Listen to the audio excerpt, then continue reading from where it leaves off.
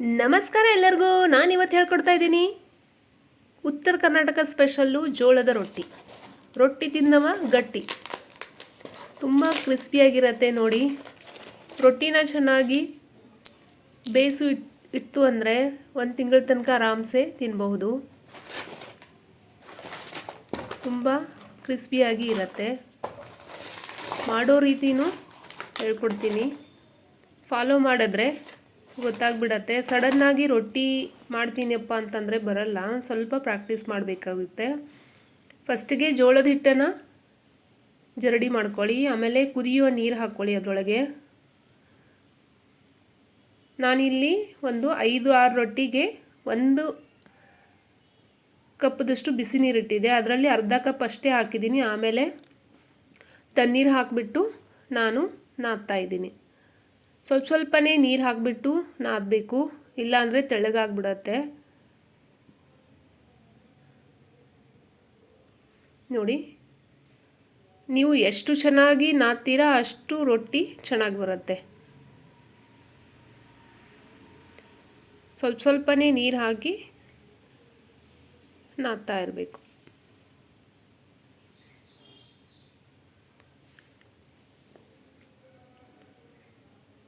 ಇಲ್ಲಿ ನೋಡಿ, ಮೊದಲು ನಾವು ಸ್ವಲ್ಪನೇ ನೀರು ಹಾಕಿದ್ವಲ್ವ, ಆಮೇಲೆ ಸ್ವಲ್ಪ ಹಾಕಿ ನಾದ್ತಾಯಿದ್ವಿ. ಇಲ್ಲಿ ನೋಡಿ ಸಾಫ್ಟಾಗಿ ಬಂದಿದೆ. ಒಂದು ಸ್ವಲ್ಪನೇ ಉಂಡೆ ತೊಗೊಂಡ್ಬಿಟ್ಟು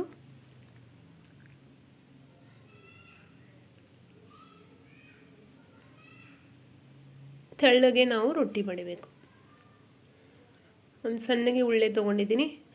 ಇವಾಗ ನಾನು ಅದಕ್ಕೆ ಒಂದು ಸ್ವಲ್ಪ ಒಣ ಹಿಟ್ಟನ್ನು ಹಾಕ್ತಾಯಿದ್ದೀನಿ. ಒಣ ಹಿಟ್ಟು ಹಾಕಿಬಿಟ್ಟು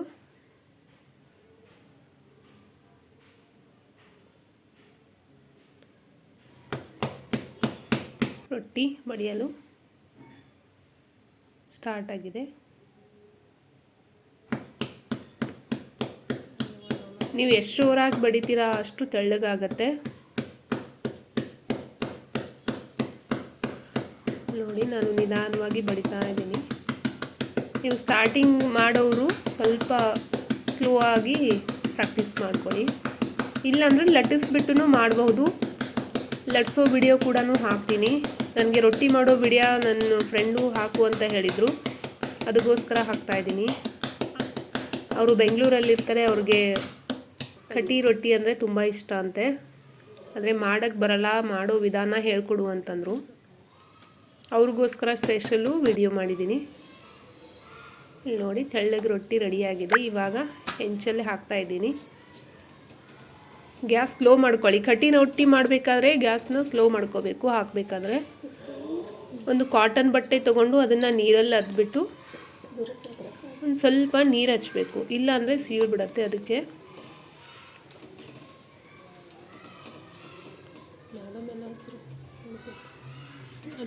ನಿಧಾನವಾಗಿ ಹಾಕಬೇಕು, ಕೈ ಸುಡುತ್ತೆ, ಪ್ರಾಕ್ಟೀಸ್ ಇರಲ್ಲಲ್ವಾ. ಇಲ್ಲಿ ನೋಡಿ, ಎಲ್ಲ ಕಡೆಗೆ ನಾವು ನೀರು ಹಾಕಿದ್ದೀನಿ. ಅದು ನೀರು ಸ್ವಲ್ಪ ಹಿಂಗೆ ಹೋದ ತಕ್ಷಣ ನಾವು ಅದನ್ನು ರೊಟ್ಟಿನ ತಿರುಗಿಸ್ಬೇಕು. ಫ್ಲೇಮ್ ಸಣ್ಣ ಇದ್ರೂ ಅದು ಸ್ವಲ್ಪ ಸೀದೋಯ್ತು ರೊಟ್ಟಿ. ಸೆಂಟ್ರಷ್ಟೇ ಫ್ಲೇಮ್ ಬರುತ್ತಲ್ಲ, ಅದಕ್ಕೆ. ಇನ್ನು ನೋಡಿ, ಇನ್ನೊಂದು ಉಂಡೆ ತೊಗೊಂಡು ಮಾಡಿ ತೋರಿಸ್ತಾ ಇದ್ದೀವಿ.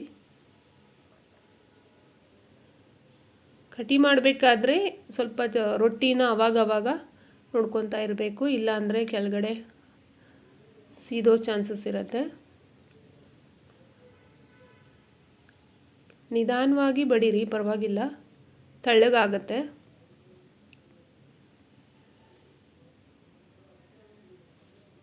ರೊಟ್ಟಿ ಇತ್ತು ಅಂದರೆ ಯಾವುದೇ ರೀತಿ ಚಟ್ನಿ ಅಥವಾ ಎಣ್ಣೆಗಾಯಿ ಪಲ್ಯ, ಯಾವುದೇ ರೀತಿ ಪಲ್ಯ ಇರಲಿ, ರೊಟ್ಟಿ ಜೊತೆ ತುಂಬ ಸೂಪರಾಗಿ ಆಗುತ್ತೆ. ಮತ್ತು ನಮ್ಮ ಉತ್ತರ ಕರ್ನಾಟಕದಲ್ಲಿ ಹೇಗಪ್ಪ ಅಂತಂದರೆ ರೊಟ್ಟಿ ಇಲ್ಲದೆ ಊಟನೇ ಇಲ್ಲ. ನಮಗೆ ಏನೇ ಇರಲಿ ರೊಟ್ಟಿ ಬೇಕು. ನಾವು ಹಬ್ಬಗಳು ಬಂತು ಅಂದರೆ ಮೊದಲೇ ರೊಟ್ಟಿ ಮಾಡಿ, ಕಟ್ಟಿ ರೊಟ್ಟಿ ಮಾಡಿ ಬಾಕ್ಸ್ ತುಂಬ ಇಟ್ಬಿಡ್ತೀವಿ.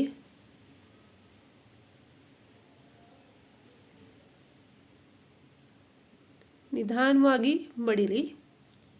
ಇಲ್ಲಿ ನೋಡಿ, ನಮ್ಮ ರೊಟ್ಟಿ ಬೇಯ್ತಾ ಇದೆ.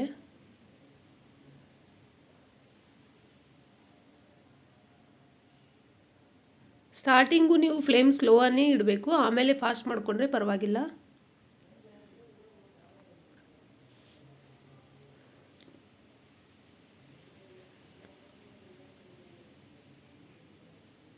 ನೀವು ಕರಸ್ಗಿ ತಗೊಳ್ಳಿ, ಇಲ್ಲ ಅಂತಂದರೆ ಕೈ ಸುಡೋ ಚಾನ್ಸಸ್ ಇರುತ್ತೆ. ಅಲ್ಲಿ ನೋಡಿ ರೊಟ್ಟಿ ರೆಡಿಯಾಗಿದೆ. ಇನ್ನೊಂದು ರೊಟ್ಟಿ ಹಾಕ್ತಾ ಇದ್ದೀವಿ ನೋಡಿ.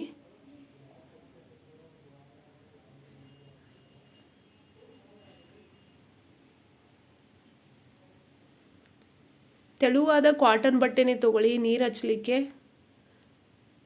ನೀರು ಚೆನ್ನಾಗಿ ಹತ್ತತ್ತೆ ರೊಟ್ಟಿಗೆ.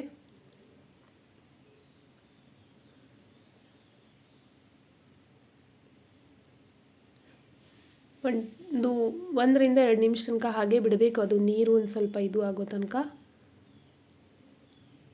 ಒಂದು 30 ಸೆಕೆಂಡು ಅಥವಾ 1 ನಿಮಿಷ ಸಾಕು, ನೀರು ಹಿಂಗೆ ಬಿಡುತ್ತೆ. ಆಮೇಲೆ ಅದನ್ನು ಟರ್ನ್ ಮಾಡಿಬಿಡಿ.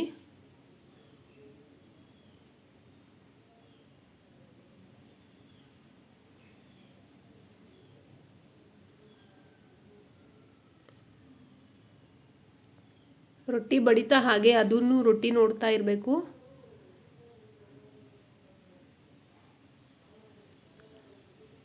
ರೊಟ್ಟಿ ಮಾಡಲಿಕ್ಕೆ ಈ ರೀತಿನೇ ಹೆಂಚಿರಬೇಕು, ಇಲ್ಲ ಅಂತಂದರೆ ಫ್ಲ್ಯಾಟ್ ಇತ್ತಂದರೆ ಅದಕ್ಕೆ ರೊಟ್ಟಿನೇ ಬರಲ್ಲ ಚೆನ್ನಾಗಿ.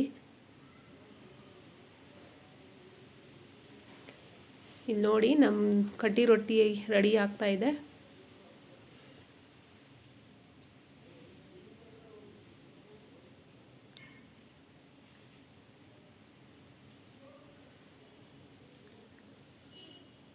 ಫೈಬರ್ ಅಂಶ ತುಂಬ ಇರುತ್ತಲ್ವ, ರೊಟ್ಟಿ ತಿಂದರೆ ಇನ್ನೂ ಚೆನ್ನಾಗಿರುತ್ತೆ, ಹೆಲ್ತು ಕೂಡ ಒಳ್ಳೆಯದು. ಈ ಕಡೆ ಬಿಸಿಲಿರುತ್ತಲ್ವ, ಅದಕ್ಕೋಸ್ಕರ ರೊಟ್ಟಿ ಎಲ್ಲ ತಿಂತಾರೆ ಜಾಸ್ತಿ ತಂಪಂತ. ನೋಡಿ ರೊಟ್ಟಿ ರೆಡಿಯಾಗಿದೆ, ಕ್ರಿಸ್ಪಿಯಾಗಿ ರೊಟ್ಟಿ ರೆಡಿಯಾಗಿದೆ. ನೀವು ಮಾಡಿ ನೋಡಿ ಹೇಗಾಗಿದೆ ಅಂತ ಹೇಳಿ. ವಿಡಿಯೋ ಲೈಕ್ ಮಾಡಿ, ಶೇರ್ ಮಾಡಿ, ಸಬ್ಸ್ಕ್ರೈಬ್ ಮಾಡಿ. Thanks for watching my video.